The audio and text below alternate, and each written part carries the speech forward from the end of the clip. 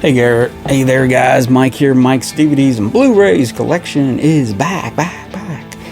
And today, guys, I want to show some westerns that, in my opinion, are you may have heard of them, you may have not heard of them. A lot of these are from the 60s, early 70s, late 50s, a lot of 60s westerns and stuff. And these are all, I guess I would consider all of these Hollywood movies. There's one that's kind of possibly in the spaghetti western vein. I'm not really sure if it's considered spaghetti western, but I want to call this episode Westerns You May Have Heard Of. Underrated westerns. And let's start off with this movie. This is a movie directed by Raoul Walsh. And this is from 1955. Yeah, 55. And, 55, we're at the height of widescreen photography and everything. This movie, it's called The Tall Men. And it's directed by Raoul Walsh. Has Clark Gable, Jane Russell, and the always great Robert Ryan in it. And pretty cool movie. It's from 20th Century Fox. This is one of those Cinema Classics collection releases. I don't have the slipcase to it, but I'm pretty sure that's... and I believe it's out on Blu-ray from...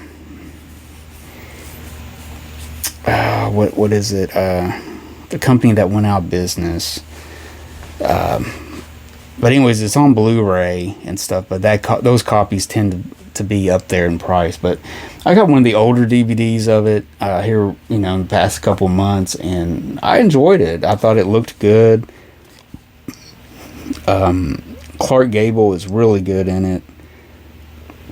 It's also got a Cameron Mitchell. He's in that.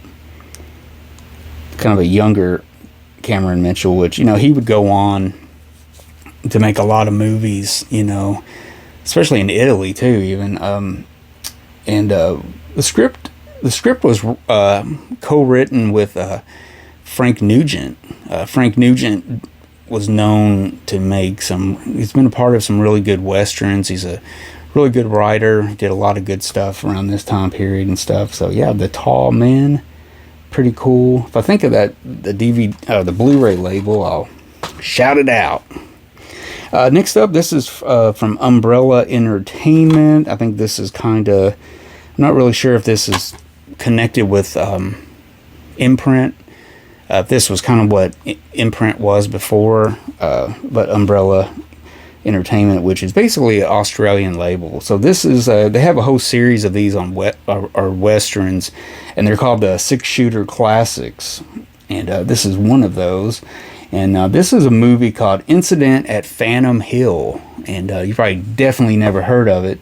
It's got Robert Fuller in it, Jocelyn Lane, the great Dan Duryea, Claude Akins, Noah Berry Jr., I assume, Paul Fix, Denver Pyle. This is another Frank Nugent script, and directed by Earl Bellamy. So, and this came out in 65, I want to say.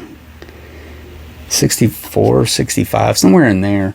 But really good movie. I think this was released through Universal, and really, I enjoyed this a lot. It's kind of based on this treasure.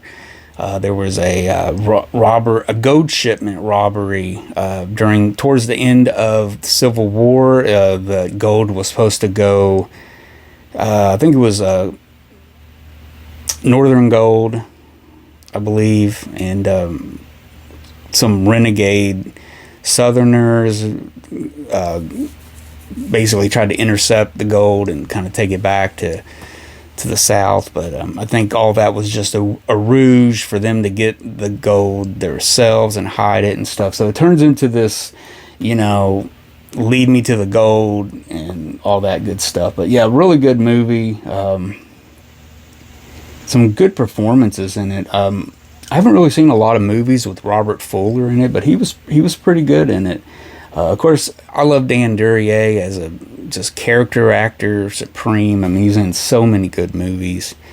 But yeah, this is well worth it. I found this on, I think, eBay. And it didn't cost too much. Some of those can be costly. You look at the shippings, like $20 shipping, $15 for the movie. I kind of stay away from those. Every once in a while, you'll find a good priced one. But as far as the sound and picture, really good.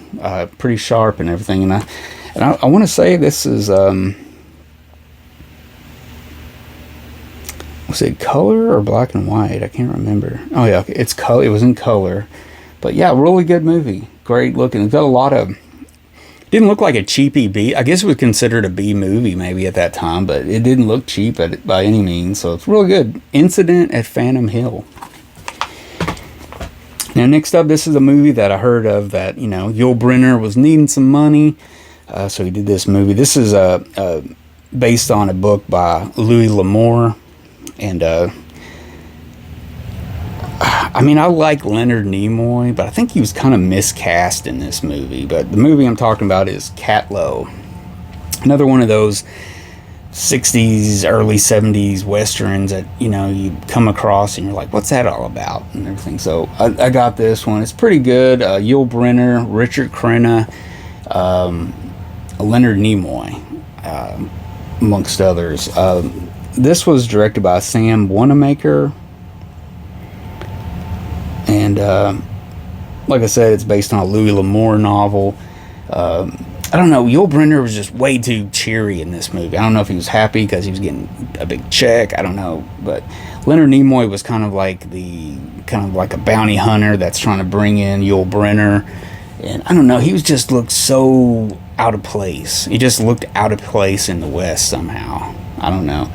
Richard Crenna was actually the big... I mean, Yul Brynner was good, don't get me wrong, but man, he was... At times, he was just too happy for me at times, but yeah, pretty cool movie. I mean, it's not one of the best Westerns ever, but I really enjoyed it, and pretty cool. It's got an interesting cast.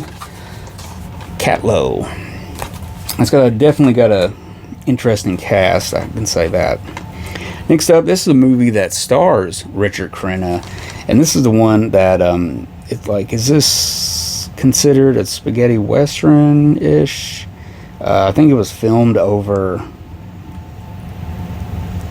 in the same areas and maybe in Spain or something, but it doesn't really say if it. It doesn't look like it was, but it's got that feel. It looks like it. Maybe it's the scenery. This came out in 1973. This is called A Man Called Noon. I think it's considered like a spaghetti western, or kind of an American version of spaghetti western. And it's got a really interesting cast. It's also based on a Louis L'Amour book. This is directed by Peter Collinson. And it's got Richard Crenna, Stephen Boyd, Rosanna Schiaffino, Farley Granger, and the great Aldo Sambrell. So Aldo, Stephen Boyd, no strangers to spaghetti westerns, and a bunch of those and stuff like that. Pretty good movie.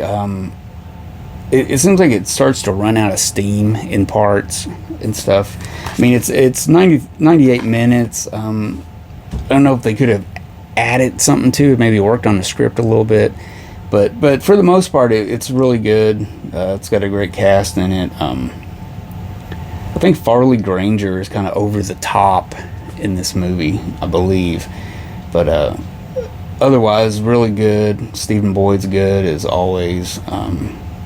But yeah, A Man Called Noon, pretty cool. And this is through Kino. I think it's on Blu-ray and DVD. This is the DVD. Next up, this is one of those part of the Paramount widescreen collection. You would see these back in the day with their banner across the top and different colors. This one is a movie called Chuka. It's got Rod Taylor, Ernest Borgnine, John Mills, and directed by Gordon Douglas. It's also got James Whitmore, Lewis Hayward, and pretty cool movie. I actually liked this. I liked it better than Catlow for sure. But Rod Taylor is kind of a, I don't know, he's like his own person and stuff, and I don't know if he used to be somebody, and he was going to marry this wealthy girl, and I don't know, they had a falling out. But anyways, this girl gets brought back into his life, and they basically, the North hires Rod Taylor to help them out help this fort out. Basically, it's a fort of basically prisoners. Guys, instead of putting them to death or putting them in prison forever, they use them for these weird missions and stuff like that. So you got this like Dirty Dozen mentality going on with these different crazy people, criminals and whatnot. So basically, Rod Taylor's kind of helping them out. He's kind of, I don't want to help you, I do want to help you, and everything. But really cool. It has kind of a downbeat ending, but it's an ending that seems real, like it really happened. So really cool. It's kind of got a lot of stuff going. Not a lot of stuff, but there's some really cool scenes, and John Mills is pretty good as the. I think he's the captain of this fort, and Ernest Borgnine is basically his second in command, and all this stuff. So it's really cool, actually. I pretty much enjoyed Chuka. Pretty interesting. This movie came out in 1967. Directed by Gordon Douglas. He's a pretty good director. He's done some really cool stuff. So there you go, Chuka. I always just call it Chucka. Finally, guys, this is a movie with Paul Newman. This is a Western that he made. Does it have the date on here? I want to say this was... it's directed by Arthur Penn. I think this was like 60... Oh, man, when was this? 60... or 50s. I want to say maybe even 50s, 59 or something like that. It's kind of an early Paul Newman movie, but it's a movie called The Left-Handed Gun. And this is actually a Korean copy of it, because it's kind of a more harder to find release. I think it's on DVD, but it's out of print, and people are wanting big amounts for it and stuff like that. So, but I got this version. It's a Korean copy, basically. And looks just fine, really good, everything. It's just, but really good. Paul Newman is kind of this young guy. He really hadn't had much school or anything, and I think he's based on one of the famous like Billy the Kid type people or something like that.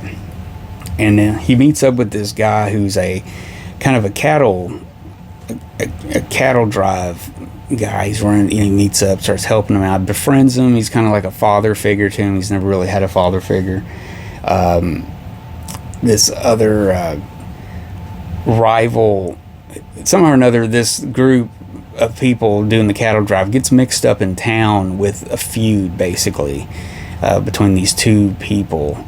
And they get mixed up in it, and the father figure guy, he gets killed, and Paul Newman wants to enact revenge right away. He wants to, and all this. People are like, well, you don't really know him, you only met him, and he befriended him, and you're, good friends and stuff. But I wouldn't say go on, a revenge mission like this, for someone who's not even your family or anything. They were kind of trying to talk some sense into him and everything, but really, really pretty good. It's basically, revenge movie, vengeance, and Paul Newman going out as a kind of a gunfighter.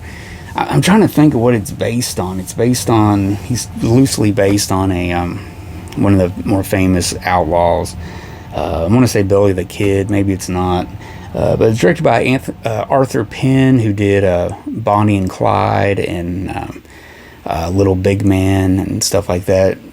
Well directed, well put together. But it's one of those movies you really don't know by heart. You've not heard a lot about it. You haven't seen it much. That's why I kind of put it in this group of movies as kind of underrated classics. One of those movies, if you see this, you don't know much about it, it's well worth buying or checking it out. So, The Left-Handed Gun with Paul Newman. I want to say it came out in 59 or 60. It might be a little newer, it might be a little older. Maybe it's 57. But I think it was before Paul Newman really burst on the scene, where he's the shot caller. You know, he's a big time actor. But anyways, really good. I think it's kind of underrated, kind of a smaller type of movie, but it's got a lot of great supporting players in there, which are the best thing about a lot of westerns is the supporting actors a lot of times, and they can really make the movie happen and really put the movie forward, sometimes when a story or the script kind of stinks a little bit, they can kind of move it along a little bit better with their personalities and acting skills and stuff. So but not so much in that movie, I'm just saying in general. But really good stuff there. So check those movies out and see what you think about them. I'll show these over again, so maybe you can write them down or whatnot to look for them. Got The Left-Handed Gun, Chukka, which is I would have thought of a better name, but that's Rod Taylor's last name. We got A Man Called Noon, Richard Crenna. We got Catlow, that's also got Richard Crenna in it, and it's starring Yul Brynner, with a highly miscast Leonard Nimoy, I believe. Then you got Incident at Phantom Hill, which is probably the true kind of unknown western to a lot of people, but Incident at Phantom Hill, really good. And The Tall Men, really a big budget movie. But nowadays, it's not remembered as much, I don't believe. But yeah, there you go. The Tall Men, really good also. So there you go, guys. Check those out and see what you think. I'm probably going to, I may do this a second installment someday down the road after I get some more of those together and stuff. But hope you guys enjoyed it. If you did, give me a thumbs up. Comment. Let me know if you know when The Left-Handed Gun came out, what year it was. It's kind of sketchy to me. And don't forget to check out my past episodes. I have a lot of cool, different subject matter, a bunch of videos. I think I have over 300 videos to check out. So check those out, guys. And I will see you guys later. Take it easy, watch a good movie, and adios.